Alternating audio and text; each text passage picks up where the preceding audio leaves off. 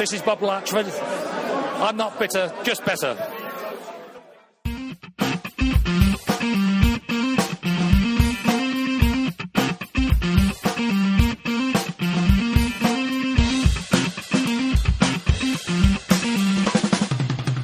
Not bitter, just better. The all-new Everton podcast.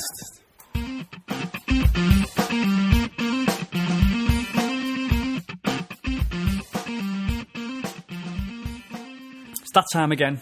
Look ahead to our game at the weekend, upcoming. It's a visit to Sunderland. Once again, welcome to our YouTube listeners, stroke viewers. Thanks for joining us. And, well... It's a strange one, this, it really, is. isn't it? It's us coming off the back of our best performance and result of the season. And Sunderland, who are glued to the bottom of the table, possibly maybe their worst result of the season, 5-1 against Spurs. Yeah, the Monday night game on Sky. Sunderland actually started the game quite well and managed to take a lead. Catamo scored after 17 minutes, I think it was. And things were looking rosy. It went very much downhill from there, and they ended up on the wrong end of a 5-1 ass whooping. Yeah, well, it's as we talked about earlier in the podcast. I just don't wonder whether it's what you said about they've kind of thrown a towel in a little bit. Do you know what? Going into this game, I think if you ask anybody, any neutral football supporter from anywhere in the country, they'll say, "Oh, Everton are going to destroy them. Everton will wipe the floor with them. It's going to be a walkover. It'll be an easy. It's the biggest banquet of a game this weekend." I think that's what people will say. But that would be a little bit of deja vu, because I think that's what people said around when we played them around Christmas time. Was it Boxing Day or a couple of days after Boxing Day? We thought it was definitely going to go there. They were going to roll over and we'll take the 3 points. The only thing that rolled over that day was Key, who when Howard came out and brought him down for the penalty, and then Howard was sent off, and then they dispatched the penalty 1-0, and then they parked the bus. They had 11 players behind the ball against 10 men. They didn't just park the bus; they parked the bus station in front of the goal as well. We whooped them, but you know, our first home defeat of the season. And that started a bit of a tricky spell for us, didn't we? We had a few bad results after that. It did. And I mean, Sunderland have only won 6 games all season, and one of them is winning at Goodison, which is notoriously hard to get points at. I can't imagine they can get a double over us. Well, you wouldn't like to think so. Currently rooted bottom of the league, as we've said. With only 25 points. They have still got a couple of games in hand on the likes of Cardiff and Fulham, so it's a little bit of a false position at the moment. Got to win the game, so...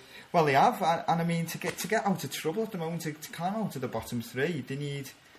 What do they need? They need 7 points up to Norwich on 32, so even if they win both the games in hand, they're still in the bottom 3.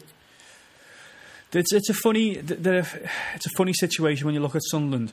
Everybody outside of Sunderland, and possibly even the Sunderland fans, must be thinking, why isn't Adam Johnson starting week in, week out?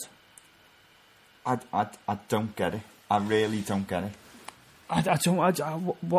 What does he need to do? I mean, obviously it's easy for us to say because we don't see them week in, week out. Do you just think he's one of them players who aren't really suited for a relegation battle? You know, won't put a shift in, won't track back? Because to me, that's ridiculous. I think even in a relegation battle, you need at least one player who can provide you with a little bit of magic, something special, can create a chance or get a goal from nowhere. Well, I think it says it all. Like you talk about the goal scorer on Monday, Catamo. Yeah, he's an absolute yard dog. He's not renowned for his prolificness, is he? No, the only thing he's prolific at is picking up bookings and sending off, getting red cards. Yeah. So he, the fact that Adam Johnson isn't getting a start, I think they're very unlucky. I think they have Altidore up front a lot of the time, don't they? And he's got 1 goal all season, and he's a decent player, but he's not a goal scorer at all, is he? No, he's not a goal scorer. And I mean, Johnson did actually start against Spurs this Monday. They played a strange formation, really. They went with 3 at the back again, which he played against Liverpool, didn't he, a couple of weeks ago? Well, I think they need to switch that up. I don't think it's working for them. Maybe they need 5 at the back. Well, I say they played 3 at the back. They played 3 centre halves, and they had a couple of full backs as well. So you look at the centre halves now. I mean, Carlos Quella, very experienced, had a number of good years at Villa, and now he's up at Sunderland. Wes Brown, obviously another very experienced defender. Apparently he was awful Monday night. And then the young lad Virginie, who had an absolute nightmare against Liverpool when I seen him playing the shite the other week, got tore apart. Bardsley at right back. I actually think Bardsley's a decent player. Decent, yeah. I do. I think he's very underrated, Bardsley. And then Alonso at left back also. So they're the five probably that maybe they'll play in defence against ourselves. Obviously John O'Shea, I'm not sure whether he's injured or not at the moment. No, I'm not sure. That formation, just looking at that formation there though, it looks like Gus Poyet's been playing Footy Manager too much though, doesn't it? It does on the Sky app anyway. And then obviously midfield, you've got Catamole, you've got Brigcut, Workhorses, and you've got Key Sung Young as well. Who obviously, he looks a decent player as well. I'm surprised Swansea let him go out on loan, because he's probably been one of Sunderland's player of the season so far, possibly. And then at the weekend he started with Barini and Adam Johnson up front, or Johnson a bit of a free role behind Barini really. But again, with the exception of Adam Johnson, you look through that team there and there's nobody massively that we should be worried about. Barini seems to want to raise his game in big games, doesn't he? And Barini's actually going to be my man to watch, just for the point of I can see a Liverpool player scoring against us, because it's just one of those Everton type things to happen. Yeah, he's dangerous. He seems a little bit lightweight for me. In flashes this season, he has looked decent, and you can sort of see glimpses of why Liverpool played such a big transfer fee for them when he did. Whether he'll go back there next season, obviously they're going to be more than likely in the Champions League next season, so whether he'll go back to play a squad role there or whether they'll let him go, I don't know. But he is a danger. He likes a bit of a dig from outside the box, doesn't he? And has scored a few decent efforts this season. So we want Stones and Distan to close him down. Don't give him enough room to get the shot off. Johnson can hit it as well.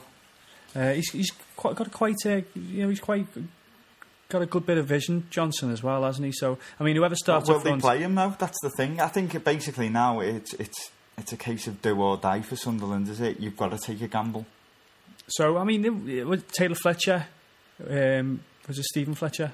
Taylor Fletcher played for Blackpool about 4 years ago. Stephen Fletcher's injured at the moment. I don't think he'll be back for the end of the season. Yeah, he looked decent a few seasons ago. He did, but he doesn't play enough, does he? He's just one of those injury-ravaged players who doesn't seem to ever really get fully fit. So, from an Everton point of view, what do you think? Do you start the same 11 that started last week, or do you keep Osman on the bench and start Barkley? This was the question. Do we go with that 4-3-3 formation? Again, I can't see it against a side struggling, and there's people talking about, this would be the game to kind of rest players. You can't think like that. Maybe a slight difference in formation, but the personnel can stay the same. I would go with Morales, Lukaku, Naismith and Barkley as the starting attacking four players. But would you have Naismith in the role behind Lukaku this time? Yeah, I would. Yeah, so that means you've got Barkley in a kind of wide position there. Or maybe even Naismith sort of... In away games, if you put Naismith out to the right side of the attack, and he does give you an outlet ball, doesn't he, from the keeper or from Distan or wherever. You're going into that territory where Moyes, where he kind of struggled though, aren't you? He's a different player now. His confidence is sky high. He's a different player. Okay then, so you're going to predict... You've done your man to watch. Max one to watch. What scores are going to be? Do you know what? A couple of times I've said to people this week, I think we're going to get beat just because it's Everton. Yeah. And I'm so used to being built up and then beaten back down to earth. But no, I think we're more than capable of taking 3 points in this game. I think it'll be quite a tense affair. I think Sunderland are fighting for their lives. So I'm going to say 2-1 to the Blues. I think we just need to contain Johnson and Barini, and if we can get those outlet balls again, if we do go with that kind of 4-3-3 formation, get Barkley back into the game. I think he will start with Barkley this time. and then have Osman come on, because it seems to me anytime there's a doubt over a player's fitness, he doesn't like to risk them. He likes to just stick with the side that finish strongest, and then put the if there's a doubt, if he has to make the change, then he will do. So, but it's going to be tricky, and I think every game, it's not. Is it our biggest game of the season, like every other game this month has? It probably is. As daft as it sounds, playing bottom of the league, Sunderland away, is possibly our biggest game of the season. It's just the test, isn't it? It's like, we've raised our game and we've played to our potential against Arsenal. Can we focus equally as well, against the team bottom of the club? Because when we played Palace, when they were bottom, we couldn't raise our game. Well, we have to have a brief mention of the fact that we're playing Palace midweek as well next week, so I don't know whether that'll impact on team selection, perhaps. Yeah, I mean, we can't do a full preview on that because, there's no point, is it? Because this comes out on the Thursday after that game, but do you want to give a little sly man to watch and prediction on that? Well, at the moment, as far as Crystal Palace are concerned, their main danger man is, believe it or not, Jason Puncheon. Yeah. Some people, you'd never thought you'd say a main threat would possibly be Puncheon, but the lad's playing out of his skin at the moment. You could say he's punching above his weight. I like it. I like it very much. So, yeah, I mean, we'll talk about that more on next week's podcast. Obviously, it's pointless trying to predict any sort of teams or lineups going into that game because it's too far away and we don't know what's going to happen at the weekend. So, I'm semi-confident of a win for the Blues at the weekend. 2-1. I fancy Lukaku to get 2 goals this weekend. Saying that, I was thinking before, we just watched the highlights briefly before the Arsenal game. He's on 13 league goals for the season. Roberto's set him a target of 20 to fire us into the Champions League. Has he got enough time to get those 20 goals? He won't make 20, but I do fancy him to get a couple at the weekend, so let's hope we're having another happy podcast next week. Yeah, fingers crossed. So that's about it from us again this week. As always, I'd like to say thanks for listening. If you're listening on SoundCloud, and a lot more people are, then why don't you just go and subscribe to us on iTunes so you get the podcast straight to your Apple device every Thursday when it comes out. Not that we mind you listening on SoundCloud, it's just more convenient for you. It's also on Stitcher where you can subscribe there, and also on Podbean. So it is. Just a little side note as well. We've got a little personal target at the moment to try and get 10,000 followers on Facebook or 10,000 likes on Facebook by the end of the season, if possible. We're edging up towards 9,000 at the moment. All I'm going to say is, if you've got any blue mates who don't follow our page, just tell them to give us a like. Also, tell them to give the podcast a listen. A lot of people don't, social media is easy to share because you just share. But the old-fashioned way of word of mouth as well works. Just tell your mates to give it a listen. It's on your way to work, on your way to the match, whatever. Listen to this podcast, it's brilliant. Or listen to this podcast, these two idiots talk a load of rubbish. We don't mind. I put a disclaimer on our podcast every single week. We will never claim to be experts about football. We just want to talk about Everton and the Blues. So there you go. Exactly. So another podcast done. Yeah. So hopefully another 3 points. Make it 7 on the bounce or 8 on the bounce by this time next week. And come on, you Blues.